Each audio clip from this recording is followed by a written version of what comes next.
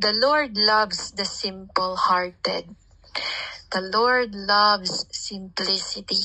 So dito po sa Psalm 116 verse 6, basahin po natin. The Lord preserves the simple. When I was brought low, He saved me. So ganun ka valuable in the eyes of the Lord ang isang simpleng tao. No, mga awit 116 verse 6. Yun po yung sa Tagalog. Nakikitaan natin ang kapangyarihan o di kaya nagluwalhati sa buhay ng taong simple ang kapangyarihan ng Panginoon Jesus Christ. Ibig sabihin wala siyang ibang hindi siya nagre-rely sa iba. Hindi siya nagre-rely sa mga bagay sa mundo. Hindi siya nagre-rely sa tao. Hindi siya nagre-rely sa kung anong nakikita ng kanyang mga mata, kundi nagre-rely siya sa Diyos na makapangyarihan. So si Yahweh ang nag-iingat sa wala ng sumaklolo. Sa Tagalog, iba po, di ba? Pero sa English, the Lord preserves the simple. So ganun si Lord ka mapagmahal sa taong simple. Yung taong kontento, yung taong hindi nagwo-worry sa mga bagay-bagay. Yun. Kung ano mang mga kailangan mo sa buhay, alam niyo ni Lord Jesus Christ, kahit hindi pa natin hilingin. Alam na ni Lord kung anong mga bagay ang makakabuti para sa atin. Kung anong lugar, sitwasyon, o kahit nga sa pagkain, di ba? Kung anong mga nakakabuti para sa atin. Alam na alam ng Panginoon. So kung yun nga yung sinabi sa salita ng Lord, na kung ang Ama nga natin dito sa lupa ay talagang ginagawang lahat para lang matustusan mga pangangailangan or maprotektahan, na magiging maayos lang ang mga anak, paano na lang kaya ang Diyos mismo na siyang may likha ng lahat? Siya ang pinakaama sa lahat o di kaya ng sangkatauhan. Mahal na mahal ni Lord Jesus Christ ang mga simpleng tao.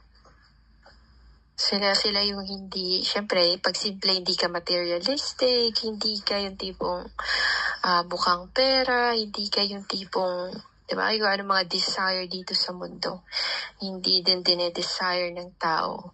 Parang, yun nga, pag kailangan na lang siguro, Lord, kailangan ko ng tubig kasi basic needs. Kailangan ko din ng pagkain. Nagpo-provide si Lord Jesus Christ na hindi namamalaya ng tao. So yun nga, ayaw din ni Lord Jesus Christ talaga na ma-confuse din ang tao. Ayaw din ni Lord na mamroblema pa ang tao. Kaya si Lord Jesus Christ siya lagi ang sumasagot sa panalangin ng mga simple-hearted. Lagi siya nakasubaybay. Kahit ano pang na pagdaanan, kahit ano pang tatahakin ng tao na yan, talagang sinasamahan siya ng Panginoon Jesus Christ or sasamahan siya ng Panginoon. Tapos, yun nga, dahil mahal ni Lord ang simple-hearted, ikaw ay mapayapa. Ikaw ay isang tawag na namumuhay ng payapa. At yun sinasabi dito ni Lord Jesus Christ sa unang mga Korinto 14 verse 33. Sinasabi ni Lord na for God is not a God of confusion, but of peace. So ang Diyos daw po ay hindi Diyos ng kaguluhan, magbibigay ng problema sa iyo, kundi siya ay Diyos ng kapayapaan. So yun yung mananahanan sa puso, pamumuhay ng isang taong simple. Payak na pamumuhay, pero napakasagana sa kapayapaan na hindi maibibigay ng mundo. Kahit pa anong gawin ng tao, mag-effort pa siya, gagawin niya lahat para na magkaroon siya ng peace of mind. Pero kung wala siyang Diyos, hindi siya magkakaroon ng totoong peace of mind or kapayapaan or peace niya na galing mismo sa Diyos.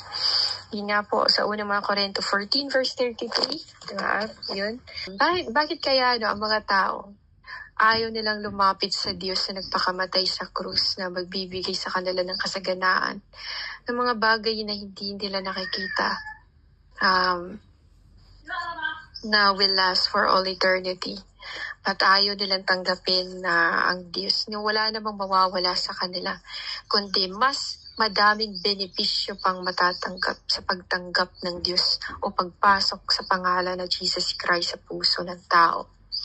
So yun nga, sapagkat ang Diyos ay hindi Diyos ng kaguluhan kundi ng kapayapaan, gaya ng mangyari sa lahat ng iglesia ng mga hinirang ng Diyos. So ganun po ang nangyari sa mga buhay ng mga taong may Diyos. Meron po silang kapayapaan. At yun, basahin po natin sa John 14 verse 23. So kung may kapayapaan ka po, ibig sabihin nananahanan sa iyo ang Diyos. Nananahanan sa iyo ang Espiritu Santo. Kung may kapayapaan ka, andun din yung gift of love. Diba? Kasi nga magkasama yan sila. Yung love, joy, peace, patience, kindness, goodness, meekness, self-control, faithfulness ng Galatia, diba? 23, verse 22 to 23 ng Galatia 6. At sinabi dito sa John 14 verse 23, sumagot si Jesus, ang umiibig sa akin ay tumutupad ng aking salita. Ibigin siya ng aking Ama at kami pupunta at mananahanan sa Kanya. Sasamahan ni Lord Jesus Christ ang taong mahal na mahal niya at ang tao din na mahal siyempre ang Panginoon ng buong puso. Hindi lang sinasabi na mahal ang Diyos, kundi talagang nakikita sa gawa at ugali at kilos na mahal ang Diyos. Sa English naman, ito pong sinasabi, Jesus answered him, if anyone loves me, he will keep my word, and my Father will love him, and we will come to him and make our home with him. So, mananahanin kasi nga templo ang ating katawan ng banal na Diyos, Ama, Yeshua HaMashiach, Yahweh Jesus Christ. So, yun po yung matatanggap natin. No? Yung hindi po yun matatawaran o mapapantayan ng kahit na anong bagay dito sa mundo. Yung presence ng Panginoon. Hindi mo yun basta-bastang mararamdaman. Lalong-lalo na kung worldly ang tao, lalong-lalo na kung mahilig sa mga makamundong party, yung mga parties, yung mga pag-iinom, pagtatagay po, yung mga ganon. At paggawa ng masama, hindi mo basta-basta mararamdaman ang presensya ni Lord. Ganito guys, bakit kaya nahihirapan ng mga taong gumawa ng tama? Diba? Kung gumagawa naman sila or kaya naman nilang gawin ang paggawa ng masama. Kasi nga, kung paggawa ng masama, di ba, makakadulot pa ng kamatayan o mahanto ka sa madaming problema. So, ganun din dapat easy sa kanila ang paggawa din ng tama. Diba? Easy para sa kanila gumawa ng masama na masyadong mahirap yun o sa katotohanan na yun, ang burden ng Lord Jesus Christ ay very light lang. Yun yung yoke na yun. So, mas prefer talaga ng tao yung pahirapan ng sarili. No, hindi simple. Hindi simpleng sumusunod sa Diyos, hindi siya simple pasunurin. Yung mga ganyang klaseng tao, talagang mamamatay po yan. So, hindi po sila mga simple-hearted. Mga disobedience pa sila. Ganun, mga disobedient pala. Hindi pala disobedience. So, yun. Mahirap po pasunurin ng mga ganong klaseng tao. Hindi po mga simple ang kanilang mga puso. Hindi sila walang simplisidad sa pagsunod sa Diyos. Kaya nahihirapan sila pagdating ng araw. Sila din ang aani po nun. Yung mga gumagawa ng kasalanan. At yun nga, dahil ang law ng Panginoon Jesus Christ ay perfect po para sa ating mga kaluluwa para palagi pong ma-revive araw-araw. Pero kapag wala kang Holy Spirit, hindi ka ginagabayan, sinasamahan ng Lord at patuloy kang gumagawa ng kasalanan, ang mangyayari po nun, mabibigatan ka. No? Mabibigatan ka. Siyempre, nasa kadiliman ka nun. Huwag mo multiply din yung kasalanan hanggang sa mamunga na ng kamatayan. Basahin po natin sa Psalm 19 verse 7. The law of the Lord is perfect, reviving the soul. The testimony of the Lord is sure, making wise the simple. So, ito po yung mga awit sa Tagalog po, mga awit. Chapter 19 verse 7. Na, ang batas ni Yahweh, walang labis, walang kulang. Ito ay nagbibigay sa tao ng panibagong kalakasan.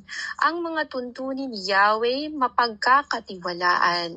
Nagbibigay ng talino sa payak na isipan. Sa simple na tao, sa simple-hearted. Nagbibigay. At ito ang treasure niya sa mundo. Habang nabubuhay siya, treasure niya ang presensya ng Panginoon. Treasure niya yung makalangit ng mga na karunungan, makalangit na desire.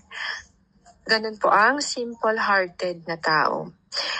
Kung dito man sa lupa, kahit tatanda man siya, kahit tawag dito, amoy lupa, yun nga, sa kasabihan na may kasabihan na amoy lupa na pag gano'n matanda na. Pero, nire-revive the Lord ang kanyang spirit. Nire-revive siya ni Lord sa mga makalangit na mga bagay. Ibig sabihin po, pinaghahanda din siya para sa kanyang triumphant entry sa bagong mundo. Yung sa langit. Kung saan ay makakasama niya ang katulad din niyang mga simple-hearted. Makakasama niya ang Diyos mismo. Dahil kasama niya ang batas ng Diyos sa kanyang puso. Talagang iniingatan niya at pinag-iisipang mabuti. Lahat ng kanyang gagawin o lahat ng kanyang plano, pinag-iisipan niyang mabuti. Ganun po ang simple-hearted na tao. At hindi mo makikitaan sa kanya na mahilig siyang yung tipong magpapakita na maraming alam. Kundi tahimik lang siya, pero madami siyang alam. Tahimik lang siya. Napapanahon din, pag panahon din na kailangan magsalita, yun, nagsasalita siya. Pero pag hindi panahon na hindi din siya nagbabahagi, hindi din siya nagsasalita. Ayun nga. Wais kumbaga ang taong simple-hearted pero cheerful, na parang bata po. Hindi isip bata kundi childlike. Yung attitude ay yung tawag nito, the way siya mag-isip, kasi nga pag candidate ka para sa langit, isa kang childlike na bata. Childlike na tao. Very simple ka lang. Hindi ka yung tipong katulad ng iba na kailangan may ganito ka, kailangan gawin ng ganito, ganyan, kailangan, madaming kailangan, mga ganun. Hindi alintana kung ano ba talagang gusto ni Lord Jesus Christ sa buhay nila. Yun. Kaya si Lord, mahal na mahal niya, tiniingatan ng simple-hearted na mga tao. Lagi siyang nakabantay at nare-revive. Tapos pag may umaaway sa kanila, ang Diyos ang naniningil. Siya ang nagre-revenge, nagtitake ng revenge. Kapag ikaw ay nananahimik lang dyan, tapos bigla kang gagawa ng kwento kung ano-ano mga sinasabi o sisiraan ka, hindi ikaw ang kanilang kinalaban, kundi ang kapangyarihan ng Diyos na nananahanan sa iyo. Kasi nananahimik ka, wala kang ginawa. So, yun nga, si Lord Jesus Christ ang tanggulan. Ang matibay at malakas mong tanggulan. Basahin po natin sa unang Timoteo 6 verse 6 to 7. Unang Timoteo 6 verse 6 to 7. But godliness with contentment is great gain. For we brought nothing into the world and we cannot take anything out of the world. So yun nga sabi dito na sa katunayan may malaki ngang pakinabang sa reliyon kung ang tao'y marunong masiyahan. Diba? Iba talaga yung version ng parang iba yung pagkasulat sa Tagalog. Sa English din. Yun. Sa Tagalog sinabi dito, sa katunayan may malaking ang pakinabang sa relihiyon kung ang tao ay marunong masiyahan. Wala tayong dinalang anuman sa sanlibutan at wala rin tayong madadalang anuman pag-alis dito. Bakit hindi tayo maging kontento? Na nung ipinanganak tayo, wala naman tayong saplot, wala tayong cellphone. Pero ang mga tao ngayon sasabihin na nila, cellphone is life, rice is life, no? Kilay is life, no, madami na silang ginagan. Hindi nila alam, minambak nila ang salitang life. Si Lord yung life, walang iba. So si Lord Jesus Christ lang ang life, dapat ganun ang sasabihin ng tao. Pero ngayon, sasabihin na ng tao, rice is life, kilay is life, cellphone is life. Pero nung pinanganak tayo, wala naman tayong cellphone nung lumabas. nung pinanganak tayo, wala tayong bit-bit na bigas, wala tayong saplot. At doon gustong i-remind tayo ng Lord Jesus Christ, sa verse na to, gusto tayong i-remind the Lord na hindi kailangan talaga na mag-worry ka sa mga bagay-bagay. Yung stress mo yung sarili mo sa mga taong nakapaligid sa'yo, or stress mo yung sarili mo sa mga kung anong wala ka, di ba? Kasi nga, pagdating natin dito, nung dumating tayo, wala naman tayong bit-bit, kahit damit. Naalala ko din sinabi ni Lord sa mga apostolis niya, kapag kayo ay magpe-preach daw, kapag mag-evangelize na sila, huwag daw silang magdala ng kahit na anong mga pagkain, bag ba yun, o pera, o ano. No, parang gusto ni Lord Jesus kayo sabihin na magtiwala lang sa akin. In short, magtiwala lang. Parang gano'n. Kasi hindi naman sila pababayaan. So, ang kanilang damit, ang kanilang pagkain, ang kanilang mga kailangang bitbitin para travel, ay mismo si Lord Jesus Christ na. Minsan tinatanong kami dun sa church nung nasa CDO pa ako, guys. Sige, humiling kayo, ganon. Sabi ko, ano bang hihilingin ko? Siguro, mas maganda talaga na Lord, ikaw na pumasok sa puso ko. Ikaw ang maghari. Ikaw yung magmanipula ng buhay ko. Ikaw yung mag-control, ganon. Kasi nga, kung may Lord Jesus Christ ka, may source ka na ng lahat. Pasensya, lahat ng kailangan mong hindi ka makakapag-violate o hindi ka makakapanakit na yung kapwa at hindi ka din pababayaan kasi source ng lahat ang mananahanan sa puso mo. Kaya nung sinabi niya na humingi kayo, hinihiling ko na ang Diyos mismo ang laging maghari sa buhay ko, maghari sa puso ko, maghari sa lahat ng sasabihin ko, sa lahat ng actions. Yun yung hinihiling ko dati. Tapos yung sinabi din ni Lord, sabihin mo din sa kanila na gano'n ang hilingin. So, nung time na yun, sinasabi ko din sa iba na hilingin mo si Lord. Huwag kang manghiling ng house and lot. House and lot, madaming pera o good health, no? Kasi kung may Lord Jesus Christ ka, iingatan ka. Di ka basta-basta magkakasakit. Di ka basta-bastang mapapahamak. Kasi nga may Lord Jesus Christ ka. So, kahilingin mo na Lord, wag mo hayaan na pahamak ako, ganito, ganyan.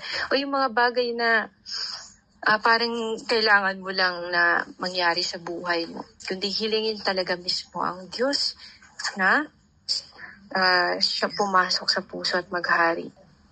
May malaking ang pakinabang sa relihiyon kung ang tao'y marunong masiyahan. For we brought nothing into the world and we cannot take anything out of the world. So wala tayong dala, wala tayong bit-bit, kaya makontento tayo sa kung anong meron tayo at yung presence ni Lord Jesus Christ, no? Yung hilingin natin na manahanan sa atin. At John 6 verse 35, ito yung sinabi ko na yung mga apostles ni Lord Jesus Christ, pag nag-evangelize sila, binibigyan sila ng instruction na Lord, huwag kayong magdala ng kahit na ano, no, bag, damit, o pagkain, o pera, gano'n. Madaming mga instructions sa kanila si Lord Jesus Christ. So, convert natin ito, yung mga instruction na Lord, huwag magdala ng kung ano-ano para sa travel nila. I mean, pag nag-evangelize, ay gusto sabihin ni Lord na si Lord ang bahala sa kanila or magtiwala lang sa Diyos. Kasi nga sinabi din ni Lord Jesus Christ sa John 6 verse 35, Jesus said to them, I am the bread of life. Whoever comes to me shall not hunger, and whoever believes in me shall never thirst. So, ibig sabihin, kahit gaano kalayo ang kanilang lalakbayin, hindi sila gugutumin ng banal na Espiritu ni Lord. Hindi din sila uuhawin. Ang nangyari doon nung unang panahon nung nasa Exodus, no, yung mga Israelita naglalakbay sila, never nasira ang kanilang mga sandalyas, kahit damit. No, sa kanilang paglalakbay, hindi sila nagkakasakit ng basta-basta. Yun nga, pinapatay lang kapag nag-disobey sila. Kapag nakapag-disobey o hindi na, yun nga, rebellious. Yun. Kasi si Lord Jesus Christ, siya na ang bahala sa lahat. At yun nga, kahit wala tayong pera o kahit palagi tayong nagbibigay, hindi natin alintana yun. Kasi alam natin ipo-provide, no? Twice or thrice din ni Lord Jesus Christ, Yeshua HaMashiach yun. At yun nga, kasi sinabi ni Lord, siya ang bread of life. Sabi niya, ulitin ko guys, Jesus said to them, I am the bread of life. Whoever comes to me shall not hunger, and whoever believes in me shall never thirst. So kung tutuusin, hindi natin kailangan mag-worry kung may Lord Jesus Christ, no? So Matthew 22 verse 37. Matthew 22 verse 37. Sumagot si Jesus, ibigin mo ang Panginoon mong Diyos ng buong puso, ng buong kaluluwa, at ng buong pag-iisip. Ibig sabihin, huwag kang mag-worry sa mga bagay-bagay. Huwag mo nang isipin pa kung anong gusto mong kung anong kakainin sunod ng mga araw, kung anong susuoting damit, kung anong dadalhin, yung mga worries ng tao. So sinasabi dito ni Lord na kung iniibig mo si Lord, hindi ka nagpapanik. Iniibig mo si Lord, hindi ka warrior, kundi isa kang warrior. Kung iniibig mo ang Diyos, mahal na mahal mo siya, magtitiwala ka sa Kanya sa lahat ng panahon. Tapos ito na po sa Micah 6 verse 8. Micah 6 verse 8. He has told you, oh man, what is good and what does the Lord require of you? But to do justice and to love kindness and to walk humbly with your God, di ba? With your God. Itinuro na niya sa iyo kung ano ang mabuti. Ito ang nais ni Yahweh. Maging makatarungan ka sa lahat ng bagay. No? Kung dapat mong ikagalit, magalit ka. Kung dapat mong kung dapat kang tumahi, dapat mong tawag ito, hindi panahon para magsalita, tumahimik ka, ganun. Kung wala namang dapat na ikagalit, huwag na magalit. Makatarungan ka sa lahat ng panahon. Kahit sa pananalita, sa ugali. Kahit very close mo ng tao, asawa mo, no, huwag mo siyang isi-isihin. Alalahanin mo na siya ay kawangis ng Diyos pa din. So yun. Huwag mong pagpapakitaan, yung papakitaan ng magaspang na pag-uugali, no? Kasi nga, gusto ni Lord na tayo ay righteous sa ating ginagawa, sa ating ugali, sa pananalita. Hindi tayo yung tipong bata o isip bata. Hindi na tayo yung katulad ng dati na yung tipong yun nga, sabi ko, childish, isip bata. Ay kapag tumataas din boses mo, walang kaibahan sa Gentiles, na walang Diyos, sa walang Diyos. Kaya gusto ni Lord na matuto tayo at maging makatarungan tayo sa lahat ng bagay. No? Kahit sa ating mga desisyon, plano, sa lahat ng lakad, sa pakikipag-usap sa ating kapwa, how to deal a situation, mahirap man siya, kahit mahirap siya harapin yung sitwasyon na yun, maging makatarungan pa din. Gusto ng Lord na patuloy mong mahalin ang iyong kapwa at buong pagpapakumbabang sumunod ka sa iyong Diyos. Gusto ng Lord Jesus Christ na kahit yung mga napupuot sa'yo ay mahalin mo pa din sila. Kasi hindi nila alam ang kanilang ginagawa dahil minamanipula sila ng dyablo. Sinusulsula ng isip nila at lumalabas sa kanilang puso yun. Siyempre, pag sinusulan mo lang sa isip, papupunta yun sa puso at nakakapag-execute na ng hindi maganda, nakakapagsalita na din ng hindi maganda. So yun yung gustong iparating sa atin ni Lord Jesus Christ bilang isang mga simpleng tao. Gusto ni Lord Jesus Christ talaga na maging katulad sa Kanya. Simple din ang Panginoon sa lahat ng bagay at hindi din siya madaling magalit. Kaya napaka-bless natin guys na may humble God tayo na nagtuturo ng Kanyang ugali. Nagtuturo ng Kanyang mga gusto. Nagtuturo sa kung anong maaaring ikakabuti para sa atin. Tinuturuan tayo ni Lord Jesus Christ kung paano tayo maging isang mabuting citizen dito sa lupa o sa langit man pagdating ng araw. Pinapaganda na din tayo ni Lord Jesus Christ dahil kasi kapag hindi ka simple in heart, hindi ka simple-hearted, ang mangyayari sa'yo, baka mabalisa ka, mabagabag ka, ma-out of focus ka na sa Panginoon. Kaya ngayon pa lang, pinapaganda ka na ni Lord, nire-remind na tayo ni Lord na hindi ito ang ating totoong lugar. Hindi natin to lugar. Kaya nakakaranas tayo ng mga problema, yung madaming, yung bigat na nararamdaman sa mundong ito. O di kaya sadlak ka sa kahirapan. No, it's either sa financial crisis or sinasaktan ka din mismo mamahal mo sa buhay.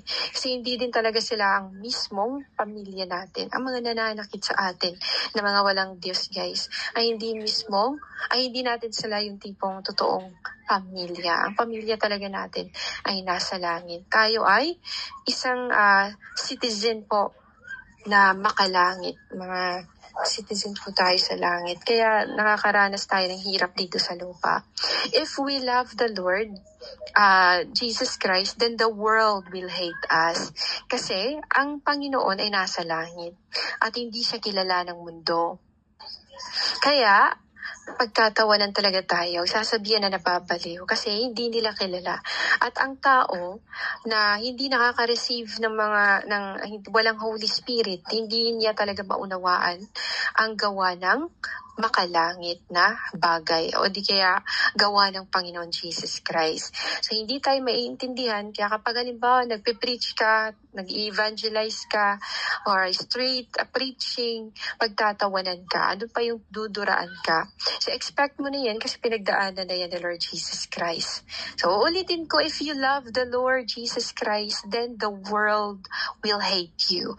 The world will give you more problems. Magbibigay sa'yo ng madaming sangkaterbang problema. Yan yung offer ng mundo.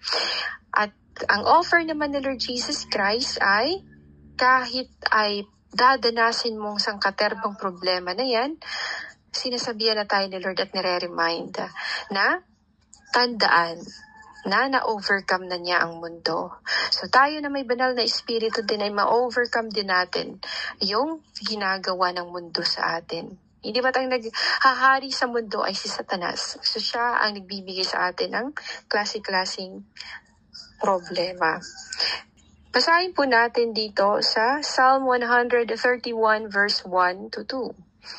O Lord, my heart is not lifted up. My eyes are not raised too high. I do not occupy myself with things too great and too marvelous for me.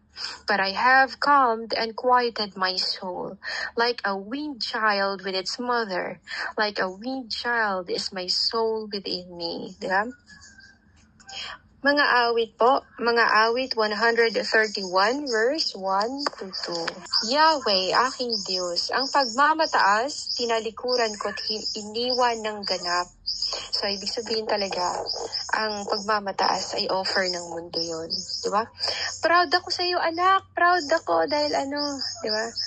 Proud dahil madami kang pera, proud ako naging mayor ka, proud ako sa anak ko dahil graduate siya ng ganito ganyan. Ang tanong niyan, di ba yan nagkasala ng cheating, di ba? Nangungopia, o di kaya bakit gustong mag-excel sa classroom, no? Siguro dahil para maging kilala ang sarili, yung tinitingnan na Lord talaga yung motibo ng puso. Bakit gusto mong maging mayor? Bakit gusto mong maging governor? Kasi gusto mo ng pera. Gusto mong mangurakot. Gusto mong maging kilala. Gusto mong maging bantog yung pangalan mo. No, mga ganun, mga position na gusto ng mga taong abutin. Dahil para sa kanila nakaka-proud. Ganun ang offer ng mundo. Yung magiging Diyos mo ang sarili mo. Yung itataas mo ang sarili mo, itataas ang pangalan mo, at ibababa ang pangalan ng Diyos. Na hindi mo gustong, kung meron ba na gustong tumakbo, no, as a politician, konti lang yung talaga nagkakaroon ng desire na makatulong sa kapwa, o di kaya inialay nila sa Diyos dahil mahal nila ang Diyos at gusto nilang alagaan din ng lugar o mga tao. Gusto maging servant, tunay na servant. Kaunti lang ang may ganong klaseng puso at isip. Mostly talaga kurakot. Even sa barangay. Kahit yung mga kagawad, guys. Mostly talaga. At mapapatunayan talaga kung talagang sila ay tunay na servant kapag may mga members na nagkakaroon ng problema. Tinitingnan ni Lord Jesus Christ kung paano nila isolve. Kung sila mismo ang nagkamali, paano nila ito resolbahin, no? Gusto ni Lord Jesus Christ talaga na makita ang tunay na kulay ng tao. Kaya madaming mga nangyayari sa nasasakupan ng isang barangay na hindi nare-resolba ng mismong may katungkulan. Kasi nga hindi naman talaga sila para sa paglilingkod. Pero pinili nila yun sa selfish desire, selfish ambition. Pamamagitan ng selfish na kagustuhan nila, yung para sa sarili lang nila. Kaya may nagkakaroon pa ng tawag dito, monarkiya, parang pasa-pasa, di ba? Gusto na yung politicians, tapos anak, sige tumakbo ka. So, hindi mostly talaga para sa hindi para magserbisyo, mahal ang taong bayan, kundi dahil mahal ang pera. Nababayaran nang hindi nila namamalayan, nasusulan sila. No? Pero alam nila yung madami kahit yung mga nasa politics, gumagawa ng mga sindikato, ng mga bagay, ng mga illegal, pinagtatakpan nila. Sila mismo ang hudas sa bansa. Ganun din ang kapag isa kang Kristiyano, hindi ka lumalago sa spiritual, hindi mo naiintindihan kung anong gusto ng Panginoon Jesus Christ dahil palagi mong tinataas ang sarili mo. Palagi mong tinataas yung pangalan mo at binababang sa pangalan ng Panginoon. Tawag nito, more of yourself and less of the Lord. Kaya ang nangyayari, nasasadlak sa madaming problema at nahantong sa kamatayan. Kaya yun, nang akala ng tao na ang kanyang desisyon at ginagawa, ang mga nakikita niya, akala niya tama. Pero ito pala ay nakakasira, nakakapahamak niya sa huli. Gusto the Lord talaga makontento tayo. Di tayo mag-worry. May trabaho ka man o wala, di natin yun kailangan ipag-worry. Hindi dahil tamad ka, kundi dahil may lahat may purpose. May purpose po ang lahat. Kaya ni Lord Jesus Christ na gawin mayaman ng isang dukha. Kaya niya ibaba din yung mayaman. Kaya niyang gawing alipin yun o di kaya na mamamalimos yun sa daan. Nasa kamay lahat ni Lord Jesus Christ. Kaya ngang gawin ni Lord Jesus Christ ang universe, ang langit, di ba? Ang clouds, ang mga puno, nagsitubuan yan sila na hindi man lang tinatanim ng tao. Paano pa kaya ang tao nakawangis niya? Pag sabi mo lang, Lord, wala po kaming bigas. No? Pag sasabihin mo lang, Lord, wala po kaming tubig, biglang magpo-provide sa Lord. Minsan, hindi man agad-agad, pero darating talaga. yung provision ni Lord Jesus Christ. Na I believe si Lord Jesus Christ ay laging nakikinig, lalong-lalo na kung ang puso mo ay set right in the eyes of the Lord. Matthew 6 verse 30 to 33. But if God so clothes the grass of the field, which today is alive and tomorrow is thrown into the oven, will he not much more clothe you? O you of little faith, di ba? Or what shall we wear? The Gentiles seek after all these things, and your heavenly Father knows what you need them all. But seek first the kingdom of God and His righteousness, and all these things will be added to you. Yung mga dinadesire mo, ibibigay ni Lord Jesus Christ, di ba? Kung dinadamitan ng Diyos ang damo sa parang na buhay ngayon at kinabukasan ay iginagatong sa kalan, kayo pa kaya? Kailiit ng iyong pananampalataya sa Kanya. Kaya't huwag kayong mag-alala na baka kayo kapusin sa pagkain, inumin o damit. Hindi ba't ang mga hintil ang nababahala tungkol sa mga bagay na ito? So, ginagamit or ginagawang halimbawa ni Lord ang hentil, o mga walang Diyos. Sila yung hindi nagtitiwala sa Diyos. Hindi nila alam kasi o kilala. Hindi nila kilala kasi ang Diyos. So paano sila magtiwala? Kaya palagi silang nababalisa, palagi silang kumakayod, kayod ng kayod. No? Yun. At yun nga, wag daw tayo mabahala sa ating kakainin, sa inumin, no? Dahil yun nga, hindi ba't ang mga hintilang nababahala tungkol sa mga bagay na ito? Alam na ng iyong Ama na nasa langit na kailangan ninyo ang lahat ng ito. Ngunit higit sa lahat ay bigyang halaga ninyo ang kaharian ng Diyos. Ibig sabihin, mas bigyan mo ng importansya ang presensya ng Diyos kaysa mga nakikita mo dito sa lupa. Mas bigyan mo ng importansya ang pagdarasal, ang pakikinig sa salita ni Lord, pagbabasa ng salita ni Lord Jesus Christ. Dahil iyon ay makakabuti para sa tao. Kasi ililid siya sa lahat ng kanyang gagawin sa tama. No, ililid siya sa tama.